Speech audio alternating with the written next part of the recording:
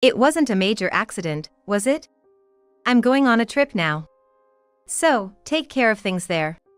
When I heard my dad was hospitalized, I was taken aback. I had hoped my mother-in-law would come with me. But she left for her trip anyway.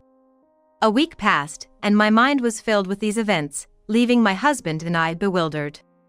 Then, with no knowledge of what transpired, my mother-in-law came back with great energy. To her I said, "Your husband's funeral is over." She clutched her head, lost and confused by my words. My name is Catherine Turn. I'm turning 30 this year. I live with my husband Bob and my dad. I lost my mom at a young age, so my dad raised me, his only daughter. When getting married, I didn't want to leave my father alone. Bob happily agreed to this sentiment. Thanks to that, he came to live at my family home as a son-in-law. This year marks our 5th wedding anniversary. Hey Bob, let's go out for drinks this weekend. Found a great place. Is that so? Well, just don't drink too much, okay? If you get too drunk, it'll be hard for you to get home. Watching them talk and laugh together, there are moments they seem just like a real father and son. While Bob is a bit introverted, he's kind and friendly to everyone. My dad seems to appreciate that, which makes me happy. However, not everyone is happy about their bond. Enter my mother-in-law, Mary Matson. She seemed displeased that her precious son was living at his wife's family home. I can understand her feelings to some extent, but it was Bob's decision. Honestly, I wish she'd accept it. From the start of our marriage, whenever she visited, she never missed a chance to throw shade my way. Bob has married into your family, but he's still my son in every way that matters. No matter how many years pass, this line is always her opener. Then she continues with, "And remember, Catherine, you're not a guest when you're at your husband's family home. Help out with the chores." Saying this, she'd have me do everything from cleaning to cooking. But honestly, I never felt like I was just a visitor there. I carried out my duties without complaints, which probably annoyed her since she ran out of things to criticize. However, when it came to cooking, I'd always check in on how she preferred things. "Mary, how's the seasoning for the stew?" Without a word, she'd start adjusting it. Yet, she never missed an opportunity to critique. "This is nothing like our family's recipe. How could you make me taste this? Start over," she'd say, clearly displeased, and would then try to discard what I made. I always got angry at this behavior, but I could never speak up.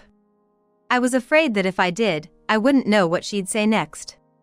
Yet, in moments like these, my father-in-law would intervene. "Catherine put a lot of effort into that.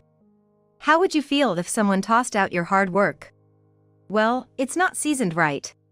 And it's too salty. Not good for our health." No matter how much he defended me, she wouldn't listen. I never intended to make the food overly salty. In fact, I often aimed for a lighter taste, adding more seasoning little by little. But she'd always find something to complain about. Bob sometimes stood up for me, but this only aggravated Mary more. "You don't need to say that much, Mom. You're going overboard. Mind your own business." Bob always got silenced like that by his mother. Yet later, he'd apologize, saying, "Sorry for not speaking up." I'd always smile and reply to Bob, "It's all right." I always felt that she was just bitter, thinking I stole her son away. So I believed she was just making life hard for me out of spite. Once I started thinking that way, I decided not to let her words get to me. And the fact that Bob and my father-in-law would stand up for me became my encouragement. But even though I tried not to let it affect me, if I kept hearing the same things every time I went to their house, it would still break my spirit. 5 years passed in the blink of an eye. Even now, whenever I visit their house, she never fails to make snide comments at me. I've become good at brushing off most of what she says, so now her only remarks are about my cooking. She'd hint with a smile, suggesting she's about to start with her sarcasm. "How do you even manage to season the food this way? Odd, isn't it? I cook just how you told me to." I'd retort, matching her tit for tat. After 5 years, I'm not the pushover I used to be. At the start of our marriage, I was more reserved and there were many things I wanted to say but didn't. But now, given my nature, I've been speaking up more. Not that it would make her back down, and her remarks towards me didn't cease. In fact, they became even worse. One day, she surprisingly praised my cooking. "Oh, it turned out quite decent today. But there's still room for improvement." I was puzzled by her comment, yet took it as rare praise. That's when Bob intervened. "Actually, it's always good." Seeing her reaction to his words, she was visibly upset. And then, as always, the snarky comments began. "Don't get ahead of yourself just because I complimented you. I haven't changed anything. I made it how you said. I'm actually grateful for your advice." She gave a grimace and then spoke. "Oh, scary. Young wives these days talk back a lot." And with that, she left the room. Lately, I've not only been talking back but also not feeling as affected by her words. But there was one topic that always got to me. The fact that we didn't have kids even after 5 years of marriage. Whenever she ran out of comebacks, she'd always bring that up. "I've been wanting to see my grandchild, but it seems that's still far off. When will that be?" I'd be at a loss for words against such comments. Indeed, not having children after 5 years does bring concerns. But I believe the more you rush things, the harder they get. So even though I try not to let it affect me, it still hurts when she brings it up. It was becoming a real source of stress for me. Then one day, she called me out of the blue. "Mary, what's the urgency?" I was puzzled by the sudden call. Then, the mother-in-law responded with a gleeful look on her face. "Oh, didn't I tell you? I'm going on a trip with my friends. I've been planning this for a while. I'll be back in about a week. Please take care of the house." I was shocked, as I hadn't heard anything about a trip. But then I realized something and asked. "It looks like you've packed only for yourself. Isn't your husband going?" "He's staying home. I'm going with my friends. Why would I bring him?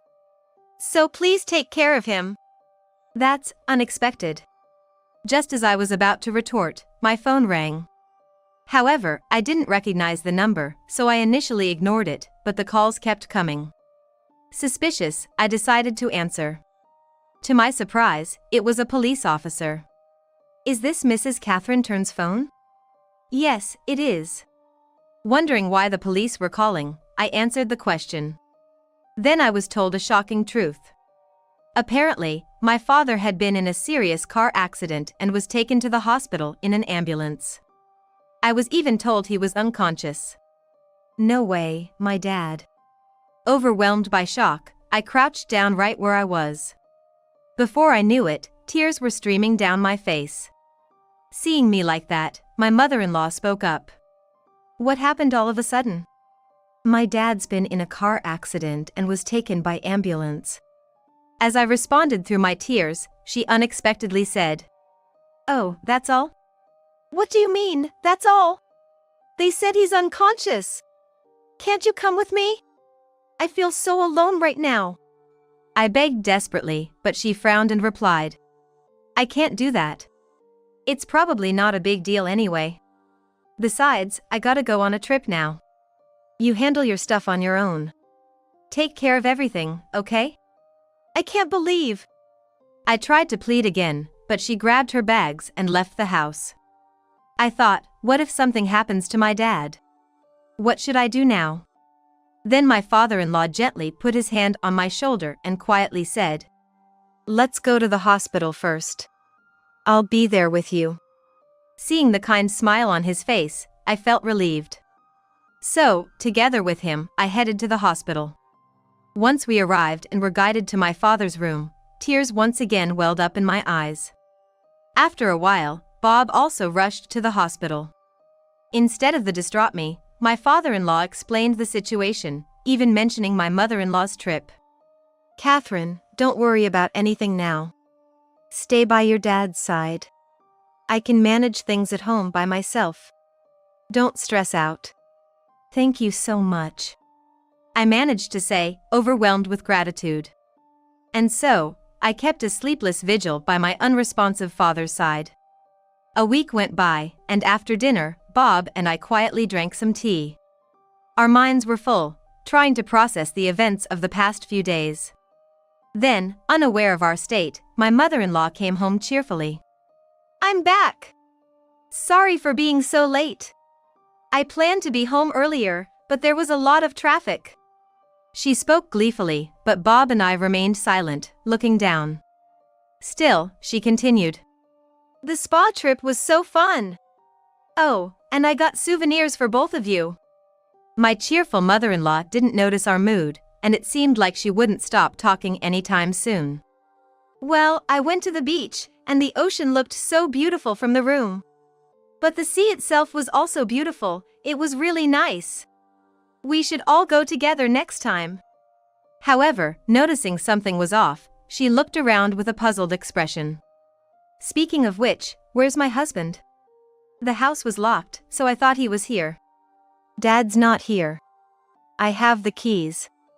Bob finally responded to the mother-in-law's query, though he looked tense. Why do you have the house keys, Bob? The mother-in-law asked, appearing clueless. With a straight face, Bob replied. It's hard to explain here. Let's go home and talk. Saying this, Bob picked up the car keys and his mother-in-law's luggage and headed to the car. I nodded in agreement with Bob's words, followed him without saying anything else. Unaware of our heavy mood, the mother-in-law was still in high spirits. And perhaps still in a holiday mood, she continued to chat happily in the car. The food was amazing since we were by the sea. Most of it was seafood, but the sashimi was particularly delicious. There were so many fresh fish, I wanted you guys to see it. She continued talking non-stop all the way to the house. A trip that took less than 30 minutes by car. But listening to her in silence was tough. But I couldn't stop the mother-in-law who was talking so joyfully. No, that's not it. I just didn't have the energy. Then, equally silent till now, an annoyed Bob finally spoke up. Mom, can you keep it down a bit? I'm trying to drive here. Hearing Bob's words, she pouted like a child and began to talk back. What? I'm just trying to keep the mood light since you're driving in the dark. Catherine isn't saying anything either. What's wrong with enjoying a drive? Hearing her response, I was left speechless out of exasperation. Bob, probably feeling the same way, let out a deep sigh. However, unable to bear it any longer, he shouted. Mom, just be quiet. I don't want to hear your stories right now. The mother-in-law looked genuinely shocked at Bob's tone. And then, with a puzzled look on her face, she began to speak. Why are you so angry? Just trying to concentrate on driving. Please, just be quiet for now. Perhaps understanding, the mother-in-law finally fell silent. We then spent the rest of the trip in silence. A few minutes later, we finally arrived at the family home. And as Bob unlocked the front door, he entered the house. I'm home. It feels good to be back. There's no place like home. The mother-in-law said, relieved, as soon as she entered the house. But when the lights turned on, she noticed something was amiss. She quietly began to speak. Wait, where is he? He wasn't at your place either. Saying this, she called out for her husband multiple times. But there was no response, and the mother-in-law came up with an optimistic theory. He's probably mad because I went on the trip without consulting him. He must have gone on a solo trip out of anger. That's why you guys couldn't tell me, right? I was growing tired of her cheerful assumptions. And I wondered how she could come up with such ideas. At that point, an exasperated Bob responded. Dad went on a long trip by himself. See? When's he coming back? She asked Bob without a hint of doubt in her voice. I couldn't stay silent any longer and tried to steady myself before speaking. He's not coming back. What do you mean? Is he that mad?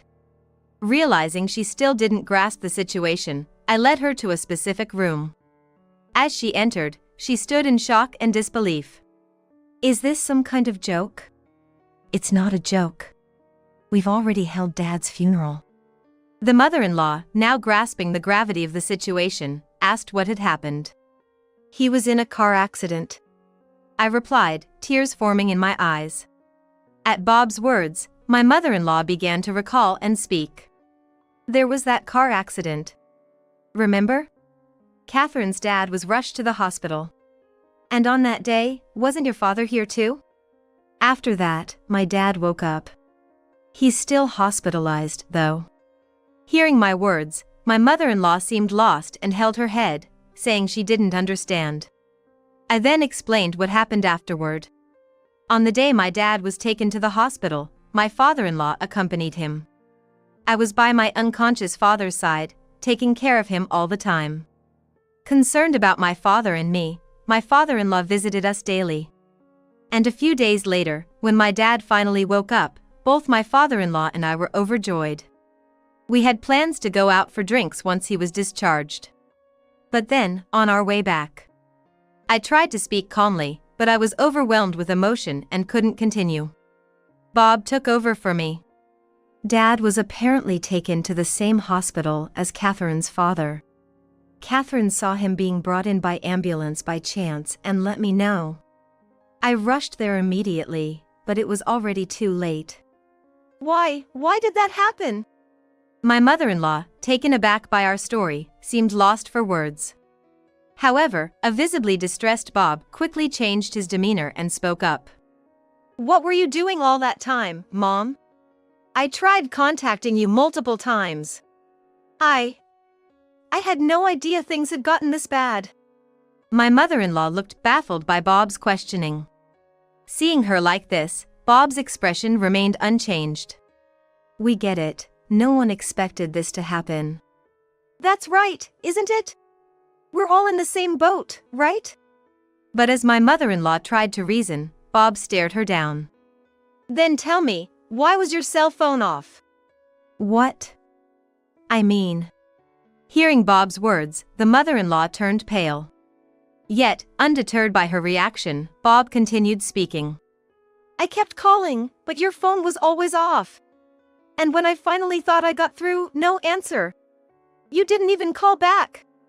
What's that about? My mother-in-law was at a loss for words. And she stayed silent. But Bob wasn't finished. Why didn't you tell us you were going on a trip in advance? Who were you planning to go with? At least tell us where you're headed. Sure, you're an adult and don't need to tell us everything, but we would have liked to know, especially given what happened.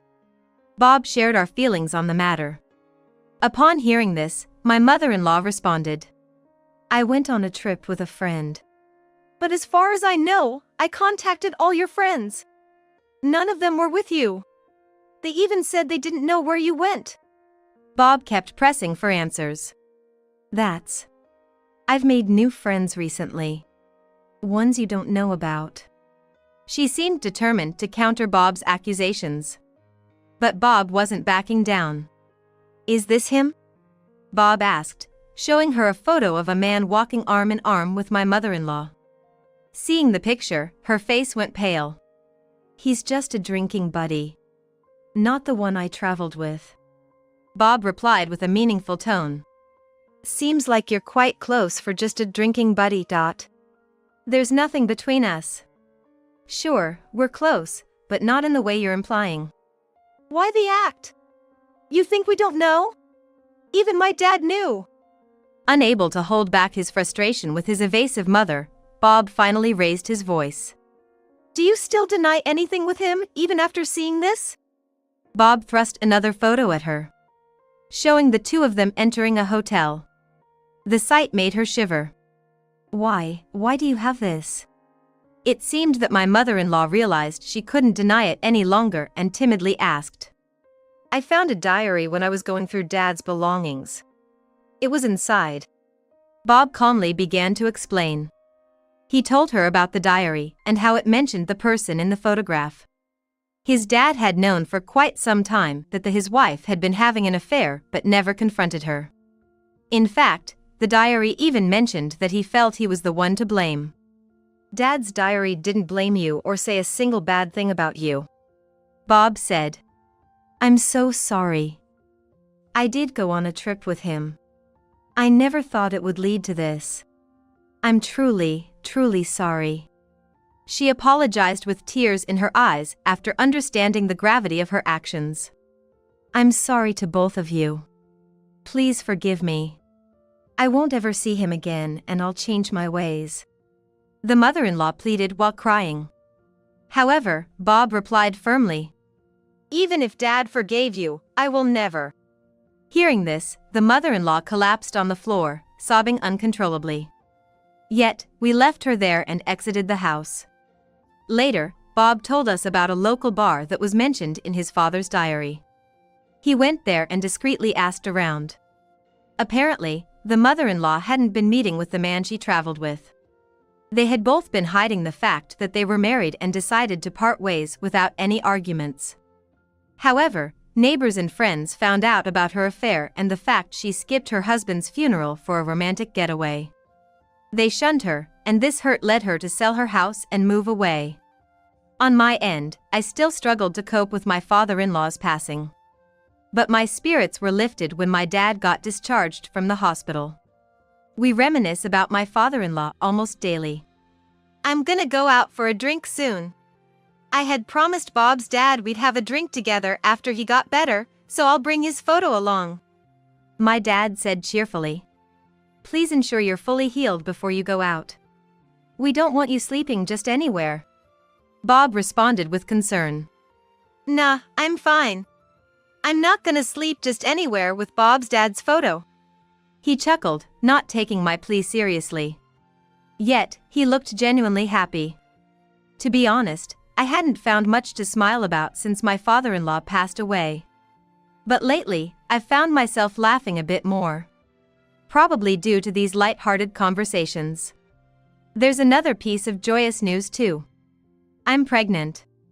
And as I want my father-in-law to rest in peace, I aim to regain my happiness bit by bit.